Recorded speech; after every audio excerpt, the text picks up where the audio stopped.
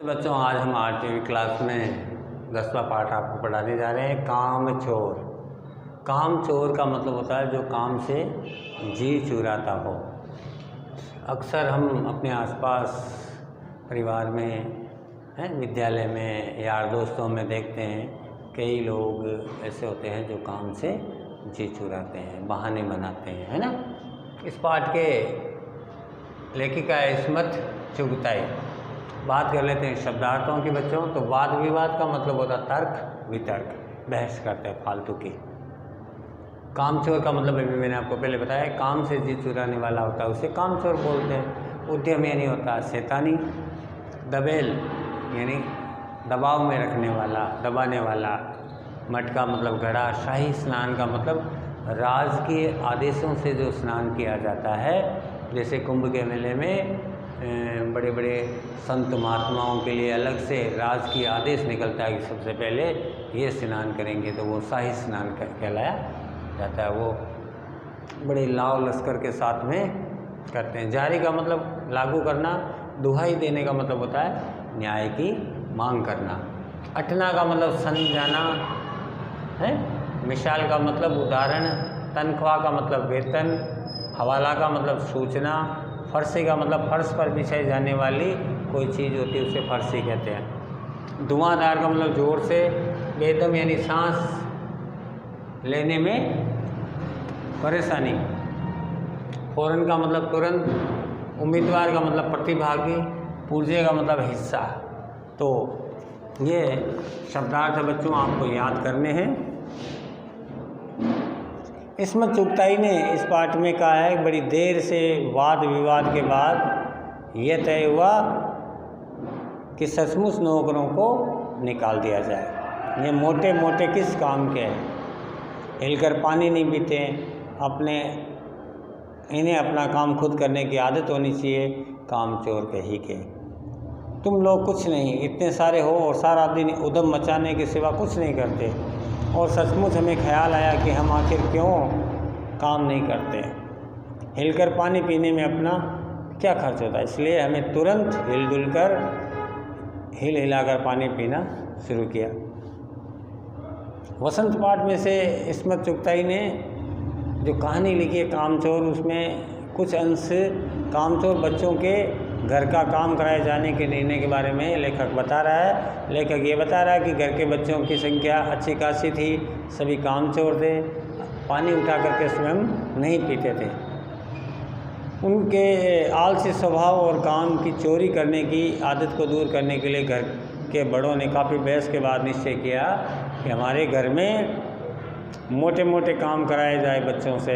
जब बच्चों से कहा गया कि वे बिल्कुल बेकार लोग हैं, तो सारे दिन कुछ नहीं करते, तो वे काम करने के लिए तैयार हो गए। इससे पहले उन्होंने स्वयं पानी पीने का काम शुरू कर दिया। वे शरीरों को हिलाते हुए पानी पीते चले।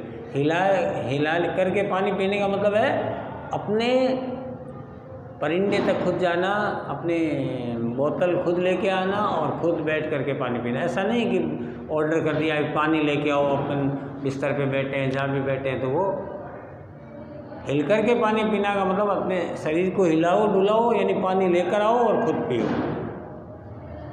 पुराने ज़माने में बच्चों को नहर, कुएं, तालाब है, रहट आदि से पानी खींच करके लाते थे, तो पानी का महत्व वो जानते थे, फालतू के पानी नहीं गिराते थे। हिलने में धक्के भी लग जाते हैं, और हम किसी के दबेल तो थे नहीं कि कोई धक्का दे तो सह जाए, इसलिए पानी के मटकों के पास ही घमासान युद्ध हो गया था। सुराहियों पर सुराहियाँ इधर उधर लुढ़की, मटके इधर उधर गए, कपड़े भीगे सो अलग। ये भला क्या काम करेंगे? अम्मा ने निश्चय किया, कैसे करेंगे? नहीं, देखो जी, जो काम नहीं करेगा उसे रात का खाना हरगिज़ नहीं मिलेगा, समझे? ये लीजिए, बिल्कुल सही फरमान अब जारी हो गया है। बच्चों पर आरोप लगाया जाता है कि वे हिल करके स्वयं उठ करके पानी नहीं पी सकते, तो फिर क्या बच्चे इस आरोप को झुटलाने में पील पड़ते? जब वे हिले तो आपस में धक्का करने लगे। वैसे सज्जन बच्चे तो थे नहीं कि धक्का लगे और चुपचाप सहन भी कर ले, है ना। शरीर एक दूसरे से टकरा जाता है, धक्का मुक्की शुरू हो जाती थी। घर में घड़े के पास पानी के लिए बच्चों में संग्राम छिड़ जाता था। बेचारी सुरैया लुढ़क कर दूर जार गिरती, घड़े भी क्षत विक्षत अवस्था में हो जाते। ये देख करके परिवार की अम्मा ने निश्चय किया कि ये लड़के काम नहीं कर सकते हैं। इस पर वे मालिक ने, यानी मकान के घर के मालिक ने घोषणा कर दी, जो काम नहीं करेगा उसको अब रात का खाना भी नहीं मिलेगा। खाना न देने की धौंस दिखाकर बच्चों से काम कराना तो बिल्कुल राज के आदेश जैसा लग रहा था, लेकिन बच्चों को उसे मानना ही था, क्योंकि घर का जो मुखिया कह दे उसको बच्चों को मानना पड़ता है। और घर का मुखिया क्या चाहता है? घर का मुखिया यही चाहता है कि बच्चे कामचोर न हो।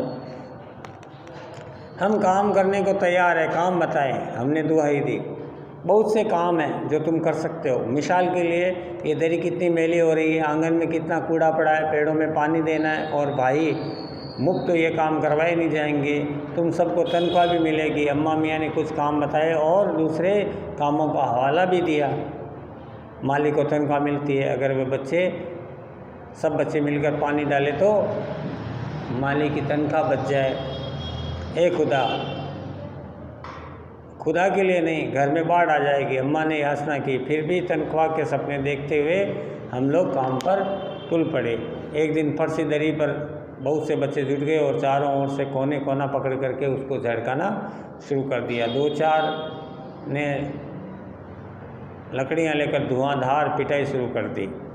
बच्चों ने जब काम करने के लिए शाम के खाने की छुट्टी की बात सुनी तो तुरंत काम करने के लिए तैयार हो गए।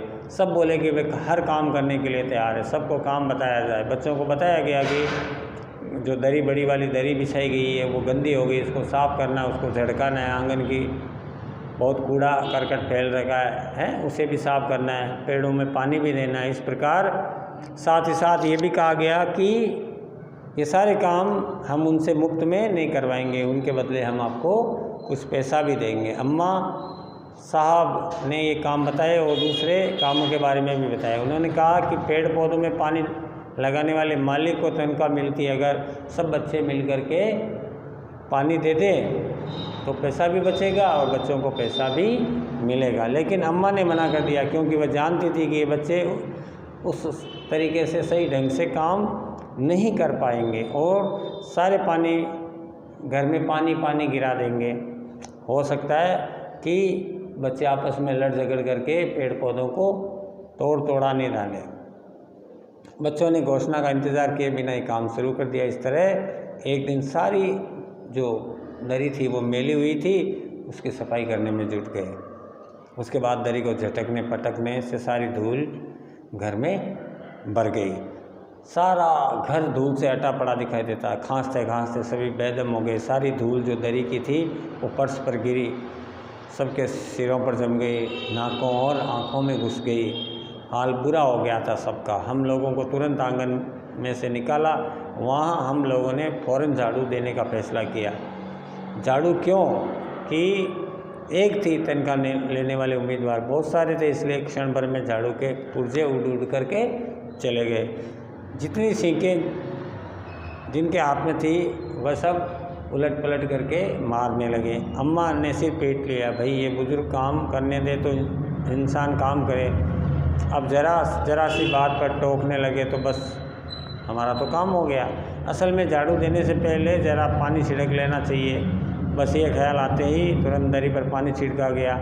एक तो वैसे ही धूल से भरी हुई थी, पानी पड़ते ही सारी धूल है वो कीचड़ में बदल गई। यानी बच्चों को काम देने का मतलब वो सच्चे मन से काम करते नहीं है, करते हैं तो काम में बिगाड़ा कर लेते हैं। तो ये लेखक ने अपने बचपन की बात बताई है। तो बच्चों इस पाठ का आगे का भाग हम अगले वीडियो में पढ़ाएंगे। अभी आपको 1-2 प्रश्न दिए देते हैं, आप उनको निश्चित रूप से करें।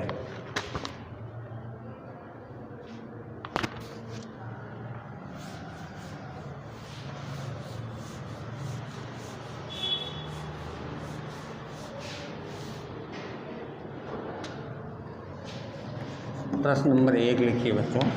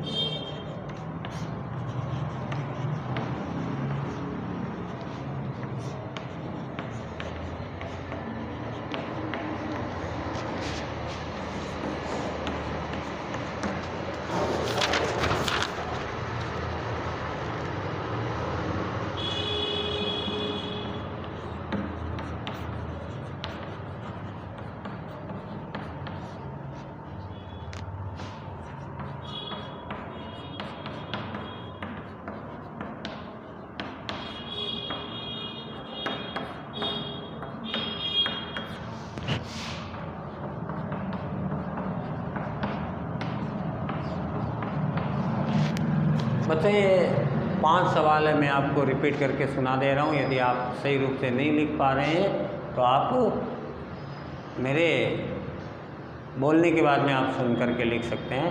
पहला प्रश्न है, ध्यान से सुनिए और लिखिए।